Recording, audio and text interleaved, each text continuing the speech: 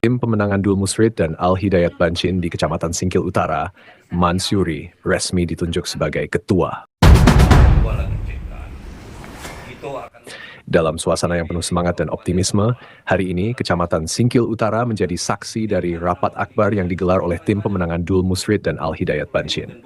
Rapat ini bukan hanya sekadar pertemuan biasa, tetapi menjadi momentum penting dalam perjuangan menuju kemenangan pasangan calon bupati dan wakil bupati yang sangat diidamkan masyarakat pada pemilihan kepala daerah 2024 di Kabupaten Aceh Singkil.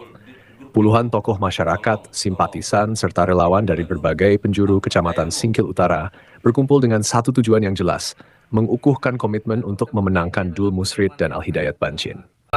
Berharga bagi kami, karena kami kembali dipercaya oleh Pak Dul untuk mengemban amanah menyelesaikan beliau kembali menjadi bupati dan wakil bupati 2024-2029. Mudah-mudahan saja ini momen yang tepat sehingga apa yang menjadi amanah ini bisa kami laksanakan dengan sebaik-baiknya.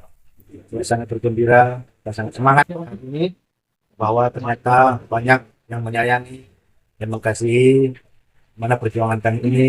Mudah-mudahan perjuangan ini bermanfaat bagi seluruh masyarakat Aceh Singkil dan perjuangan ini diridhoi oleh Allah Subhanahu wa taala. Dan yang saya lihat dan saya dengar adalah mereka ini masih kompak dan sayang, menyayangi saya dan bersama Al Hidayat Bancin ini untuk kembali diusung dan ditetapkan menjadi calon bupati dan wakil bupati Aceh Singkil, dan beliau ini semuanya bersedia dan berupaya semaksimal mungkin untuk menangkan kami, saya Dul Musrid dan bersama Al Hidayat Bancin. Sekali lagi saya mengucapkan terima kasih.